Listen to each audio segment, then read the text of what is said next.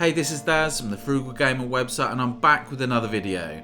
And this time I'm going to be checking out the Nacon Pro Compact controller for Xbox. This is an officially licensed wired controller that's compatible with the Xbox One, Series X, Series S and Windows 10 PCs.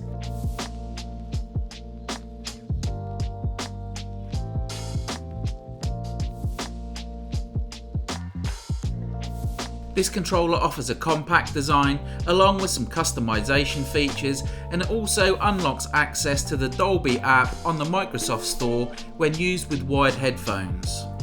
The controller is due for release on March the 15th, 2021 and will cost around £45. But if you check out our website, you'll be able to find the current best prices for this controller and everything else video game related.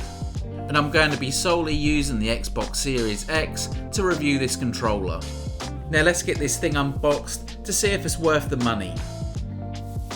So when you open up the box, you'll find a few leaflets including details about the Nacon website, some basic instructions and details on how to access the Dolby Atmos app on the Microsoft Store. I'll be checking out the white version today, but it's also available in black, so you can pick up whatever colour matches your console. This has a fixed 3m braided USB cable that plugs straight into your console or PC, and this is a really good length. And it means you don't have to be sitting slap bang in front of your TV. Even though this is called the Pro Compact controller, it's not much smaller than my Xbox Elite controller, and the only real size difference that I can see between the two is the fact that the Nacon has slightly shorter grips than the Elite controller. But it is advertised as being 15% smaller than the classic gamepad. The shell is made entirely of plastic and the underneath has a slightly textured feel, so it should help with your grip. It has glossy black plastic surrounding the triggers and bumpers, which is a bit of a fingerprint magnet, but overall the controller feels pretty well constructed. It's fairly comfortable to hold, but there is a lip at the rear of the controller that gets in the way of my fingers a little bit, but I soon got used to it. It has a staggered thumbstick layout, just like you get on the official Xbox controllers, and I prefer this to the symmetrical layout that you get on the PlayStation controllers. They offer a satisfying click when pressed, and they've also got patterns on to help with your grip. The thumbsticks have a nice amount of resistance and range of motion, and it took me no time at all to adapt to using these after using my Elite controller.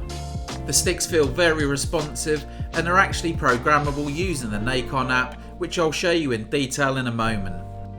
The triggers and bumpers have an ergonomical design and are also nice and responsive. I've played several different types of games, including shooting and driving games, and the triggers seem to do a good job all round. The one thing that I did notice is that you can also feel the controller's vibration motor working the triggers. For example, when I was playing Forza Horizon 4, I crashed into a field and slammed on the brakes, and I could really feel the vibration in the triggers. You don't feel it all the time, but when it does kick in, it's really impressive. I don't know if this is an intentional design or if it's the fact that the vibration motors are placed so close to the triggers. And with regards to the vibration feature, it feels nice and powerful and well integrated. The main function buttons are nice and chunky and clearly marked with colourful letters. They're responsive and I haven't noticed any input lag. They don't have a massive amount of resistance or spring to them, but they do the job.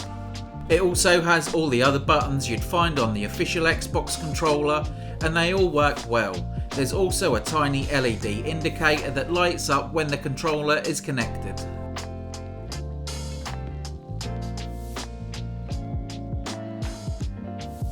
The D-pad seems decent enough and can be set to either 4 or 8 directions using the Nacon app. The D-pad isn't something I really use that much as I don't play a great deal of fighting or arcade games, but if you use this controller and have a more detailed opinion on it, please let us know your thoughts in the comments.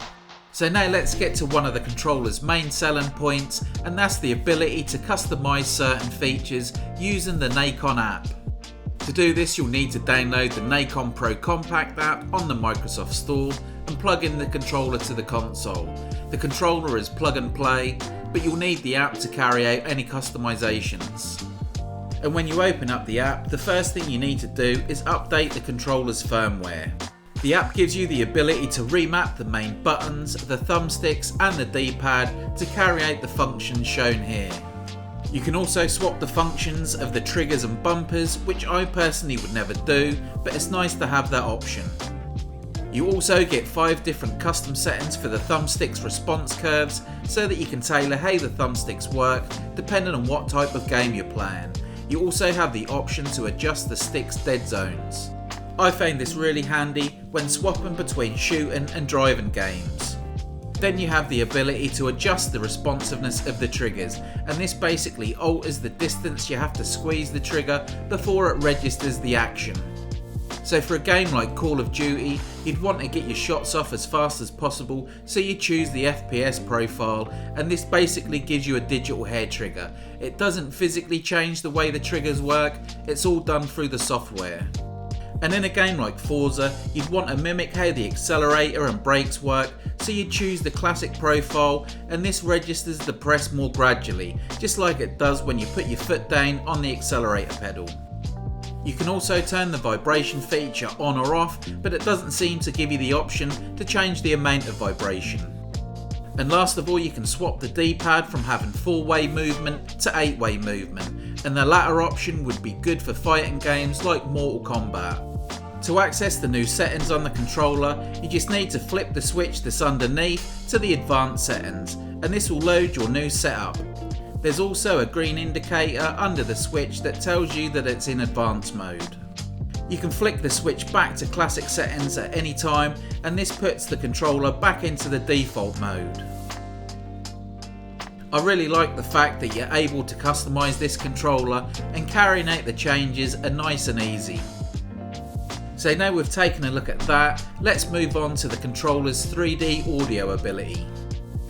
You can use this controller along with a wired headset plugged into its 3.5mm headphone port to enable Dolby Atmos sound on compatible games and video services.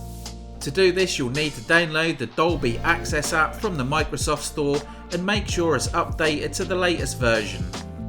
This app usually costs around £14, but it automatically unlocks when using this controller with a wired headset plugged into it. And once enabled, you'll get a clearer 3D surround sound, which gives you better sound separation, so things like voices, gunshots, footsteps and environmental noises become more distinguishable. I played Gears 5, that's one of the games that's Dolby Atmos enabled, and in the game I let off a few shots inside a cave, which sounded really cool as you could hear the sound echo around the cave, and it added an extra level of realism. Forza Horizon 4 also has Dolby Atmos, and it's a good game to play to test out the sound, especially when you're revving the engines of some of the supercars. One thing I didn't like about the Dolby Atmos integration is the fact that it pushes the focus to things like voice and sound effects, but makes the bass a little less punchy, which for me was a little disappointing. I tested this with several different sets of headphones, and the sound was pretty uniform across all of them.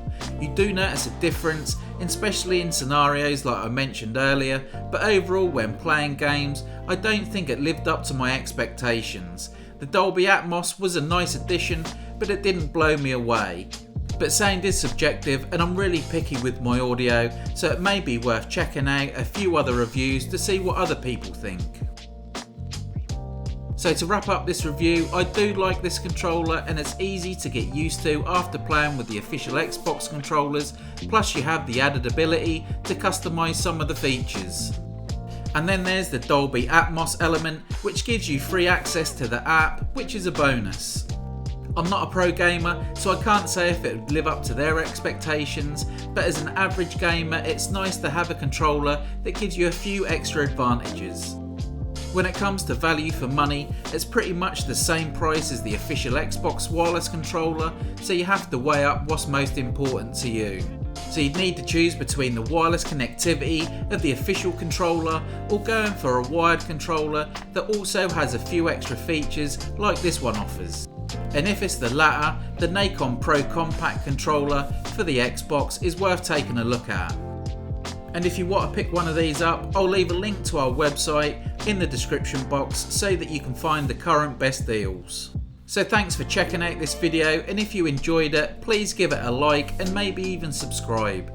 Also, don't forget to check out our website at frugalgaming.co.uk, where we list all the best prices for everything video game related.